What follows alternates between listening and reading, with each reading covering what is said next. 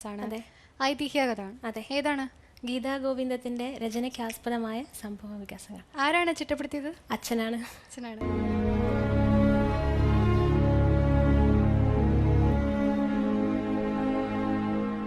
ഞാൻ അവതരിപ്പിക്കുന്നു ഗീതാ ഗോവിന്ദം. ഒറീസയിലെ പുരി ജഗന്നാഥ ക്ഷേത്രാങ്കണം. നേരം പുലർന്നു വരുന്നു. ഉദയഗിരിയിൽ പുലർകാലം ബാലദിനകരൻ വരികയായി, ഒളിവിതറി വരികയായി. ഈ സമയം ക്ഷേത്ര ശ്രീകോവിലിനു മുമ്പിൽ വമ്പിച്ച ഭക്തജന തിരക്ക്. ആ തിരക്കിനിടയിലൂടെ ഒരു ബ്രാഹ്മണൻ മുമ്പോട്ട് നടന്നു വരുന്നു. അദ്ദേഹത്തിനു പിന്നിൽ അഗ്നിജ്വാല പോലെ സുന്ദരിയായ ഒരു തരുണി. ബ്രാഹ്മണൻ മുഖ്യ പുരോഹിതനെ താണുവണങ്ങി. സ്വാമി, ഞാൻ ദേവശർമ്മ. അകലെ കിന്ദുബിൽവം എന്ന ഗ്രാമത്തിൽ നിന്നും വരുന്നു. ഈ നിൽക്കുന്നത് എൻ്റെ മകൾ പത്മാവതി. എനിക്ക് ക്ഷേത്രത്തിൽ ഒരു വഴിപാട് നടത്താനുണ്ട്. ഓഹോ, സന്തോഷം. എന്താണ് വഴിപാട്? വഴിപാടായി നൽകാനുള്ളത് ഈ നിൽക്കുന്ന എൻ്റെ മകളെ തന്നെയാണ്. എന്ത്? മകളെ വഴിപാടായി നൽകുന്നു? ഹേ മനുഷ്യ, താങ്കൾക്ക് എന്തോ കുഴപ്പമുണ്ട്. നോക്കൂ, മനുഷ്യരെ വഴിപാടായി നൽകാറില്ല, സ്വീകരിക്കാറുമില്ല. തിരികെ പോകൂ. ക്ഷമിക്കണം സ്വാമി. അനപത്യനായിരുന്നു ഞാൻ, മനമുരുകി തേങ്ങി തിരുസന്നിധിയിൽ.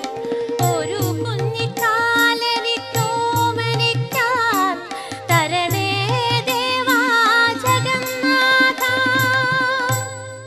കുഞ്ഞുങ്ങളില്ലാത്ത ദുഃഖം സഹിക്കവയ്യാതെ ഈ തിരുസന്നിധിയിൽ വന്ന് ഞാൻ കരഞ്ഞു പറഞ്ഞതാണ്, ഒരു കുഞ്ഞുണ്ടായാൽ ഇവിടെ വഴിപാടായി നൽകാമെന്ന്.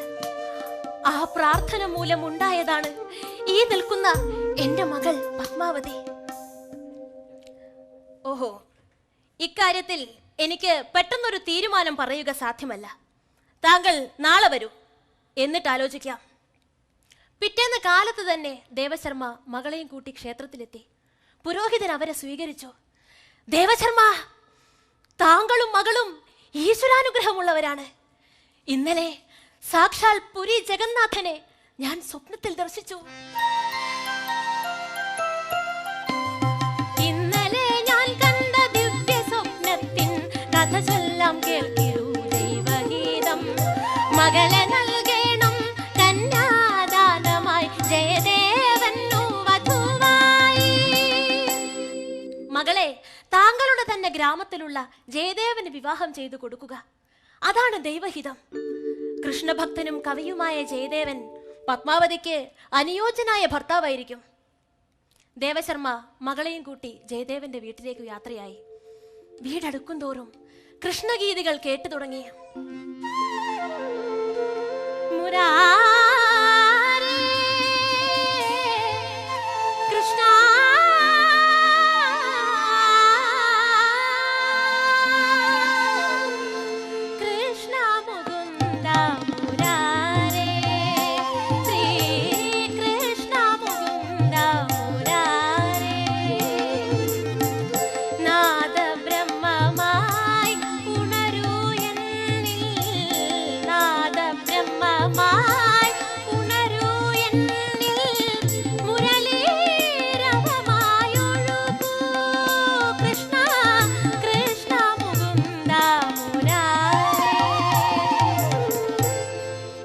അച്ഛനും മകളും ആ കുടിലിന് മുന്നിലെത്തി. ജയദേവൻ എഴുന്നേറ്റു. നമോഭാഗം. ഇരുവർക്കും ഈ എളിയവന്റെ കുടിലിലേക്ക് സ്വാഗതം. അദ്ദേഹം അവരെ ഉപചാരപൂർവം സ്വീകരിച്ചിരുത്തി. ദേവശർമ്മ നടന്ന സംഭവങ്ങളെല്ലാം ജയദേവനെ പറഞ്ഞു കേൾപ്പിച്ചു. എന്നിട്ട് പറഞ്ഞു, പുരി ജഗന്നാഥന്റെ അനുജ്ഞ പ്രകാരം ഞാനിതാ എൻ്റെ മകൾ പത്മാവതിയെ താങ്കൾക്ക് വധുവായി നൽകുന്നു. സദയം സ്വീകരിച്ചാലും. ജയദേവൻ സ്തബ്ധനായി. അങ്ങ് എന്താണ് ഈ പറയുന്നത്?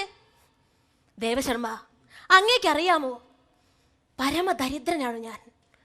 കൃഷ്ണഭക്തിയിലും കാവ്യസബര്യയിലും മുഴുകി കഴിയുകയാണ്. ദരിദ്രനായ ഒരുവന് സ്വന്തം മകളെ നൽകി അങ്ങ് ക്രൂരത കാണിക്കരുത്. ജയദേവൻ, ഞാൻ ദൈവഹിതത്തിനനുസരിച്ചു പ്രവർത്തിച്ചു. കൂടുതലൊന്നും എനിക്ക് പറയാനില്ല. പുരി ജഗന്നാഥൻ നിങ്ങളെ അനുഗ്രഹിക്കട്ടെ. മകളെ, അച്ഛൻ പോകുന്നു. ദേവശർമ്മ മകളെ അവിടെ ഉപേക്ഷിച്ച് യാത്രയായി. കണ്ണിൽ നിന്നും മറയുന്നത് വരെ മകൾ അച്ഛനെ നോക്കി നിന്നു. അനാഥമാക്കപ്പെട്ട ആ പാവം ദുഃഖം സഹിക്കവയ്യാതെ കണ്ണുനീർ വാർത്തു. പതിതയായി പരിത്യക്തയായി കരയുവാനായി എന്തിനീ ജന്മം ജഗന്നാഥ. കൃഷ്ണ കൃഷ്ണ കനിവായെനിക്കു നീ ജീവിതമേകൂ, അല്ലാഹിലേകൂ സായുജ്യം. പത്മാവതിയുടെ സങ്കടം കണ്ട് ജയദേവന്റെ മനസ്സലിഞ്ഞു. പത്മാവതി, കരയരുത്. വിഷമം മൂലം ഞാൻ എന്തൊക്കെയോ പറഞ്ഞു, ക്ഷമിക്കോ. താമസിയാതെ അവർ വിവാഹിതരായി. ഒരാൾ മറ്റേയാൾക്ക് ജീവന്റെ ജീവനായി മാറി. മിക്ക രാത്രികളും നിദ്രാവിഹീനങ്ങളായിരിക്കും. ജയദേവൻ മധുരസാന്ദ്രമായി പാടിക്കൊണ്ടിരിക്കും. പത്മാവതി ആ ഗാനത്തിനൊത്ത് നൃത്തം ചെയ്യും.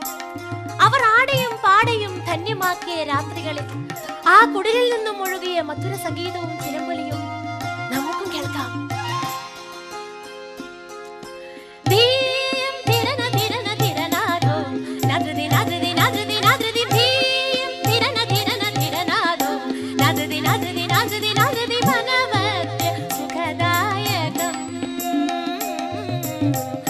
നിന്നനുരാഗം സഖി സഖി അനവദ്യ സുഖദായകം. കവനല സീതമാ നിൻ മൃദുമേനിതൻ, കവനല സീതമാ നിൻ മൃദുമേനിതൻ കമനീയ കാന്തി കാൺകേ കൽപ്പനയുണർന്നു എൻ കൽപ്പനയുണർന്നു അനവദ്യ സുഖദായകം. സംഗീതവും കവിതയും ഇണപിരിയാത്ത നിമിഷങ്ങളെ കോർത്തിണക്കിക്കൊണ്ട് ദിവസങ്ങൾ കടന്നുപോയി. ജയദേവൻ ഗീതാഗോവിന്ദത്തിന്റെ രചന ആരംഭിച്ചു. ശ്രീകൃഷ്ണനും രാധയും തമ്മിലുള്ള സമാഗമങ്ങളും വിരഹവേദനയും മറ്റുമാണ് ഇതിലെ പ്രതിപാദ്യ വിഷയം. 10ാം സർഗത്തിൽ 9ാമത്തെ അഷ്ടപതിയിൽ 7ാമത്തെ ചരണം എഴുതിക്കൊണ്ടിരിക്കുന്നു. സ്മരഗരളഖണ്ഡനം മൗമ ശിരസി മണ്ഡനം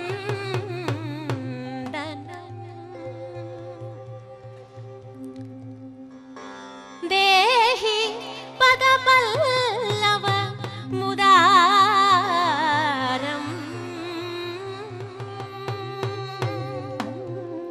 ശ്രീകൃഷ്ണൻ രാധയോട് പറയുന്നു, അല്ലയോ പ്രിയ രാധേ, കാമവിഷം കയറിയ എന്റെ ശിരസിൽ ഭവതിയുടെ പാദപല്ലവങ്ങൾ ചേർത്തു വെക്കൂ. എഴുതി കഴിഞ്ഞ ഉടനെ ജയദേവൻ ഞെട്ടിപ്പുടഞ്ഞെഴുന്നേറ്റു. ഭഗവാനെ, ഞാൻ എന്താണ് എഴുതിയത്? പത്മാവതി, എന്തുണ്ടായി? പത്മാവതി, ഞാനൊരു അവിവേകം കാണിച്ചു. രാധയുടെ പാദങ്ങൾ ശ്രീകൃഷ്ണ ഭഗവാന്റെ ശിരസിൽ ഭൂഷണമാക്കാൻ ആവശ്യപ്പെടുന്നതായി ഗീതാഗോവിന്ദത്തിൽ എഴുതിപ്പോയി.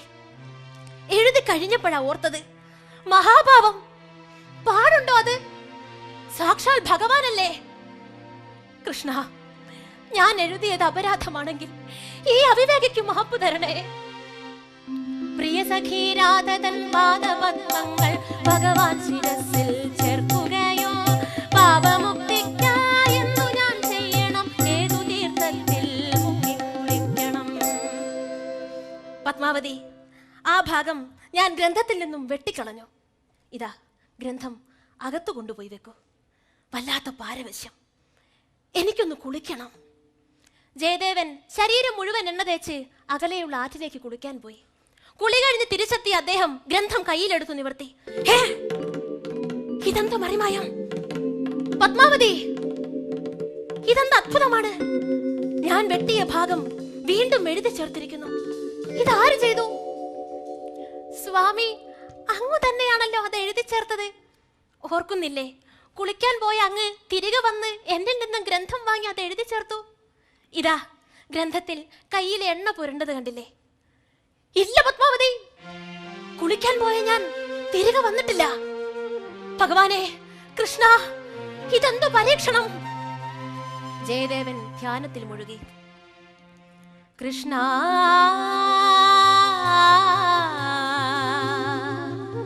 എന്നകക്കണ്ണു തുറക്കാൻ, സത്യത്തിൻ പൊരുളറിയാൻ കനിയണേ ദേവാ കൃഷ്ണ.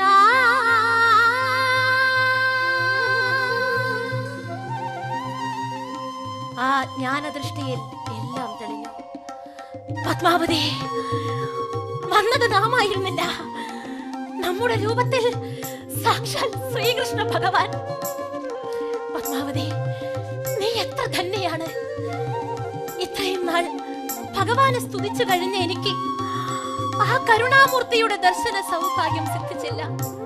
പത്മാവതി, നിനക്കാണ് ആ മഹാഭാഗ്യം ലഭിച്ചത്. നീ പുണ്യവതിയാണ്. നിന്റെ ഭർത്താവെന്ന ഖ്യാതി മാത്രമേ ഇനി എനിക്കുള്ളൂ. അതിനാൽ 19ാമത്തെ അഷ്ടപദിയിൽ ജയദേവൻ ഇങ്ങനെ എഴുതി: ഇതി ചടുല ചാടുപടു ചാരുമുരവൈരിണോ രാധികാമധിവചന ജാതം ജയതി പത്മാവതി രമണ ജയദേവ കവി ഭാരതി ഭണിതമിതി ഗീതം. ശ്രീകൃഷ്ണൻ രാധയോട് പറയുന്ന ചപലവാക്കുകൾ പത്മാവതി രമണനായ ജയദേവ കവിയുടെ ഗീതത്തിലൂടെ ജയിക്കുന്നു. ജയദേവന്റെ കാവ്യധിഷണയെ ദീപ്തമാക്കിയതിനു പിന്നിൽ പത്മാവതി വലിയ സ്വാധീനമാണ് ചെലുത്തിയത്. പ്രിയമുള്ളവരെ, ഉദ്ദേശം 800 വർഷങ്ങൾക്ക് മുൻപ് രചിക്കപ്പെട്ട ഗീതാഗോവിന്ദം ഇന്നും ഭാരതത്തിലുടനീളം ക്ഷേത്രങ്ങളിൽ പൂജാവേളകളിലും സംഗീത കച്ചേരികളിലും ആലപിക്കപ്പെട്ടു വരുന്നു. ഉത്തമ സംസ്കൃത ഭാഷയിൽ 12 സർഗങ്ങളായി രചിക്കപ്പെട്ട ഈ ശൃംഗാരകാവ്യം ഭക്തന്മാർക്കും സംഗീത പ്രേമികൾക്കും ഒരുപോലെ സായുജ്യമേകുന്നു. നന്ദി, നമസ്കാരം.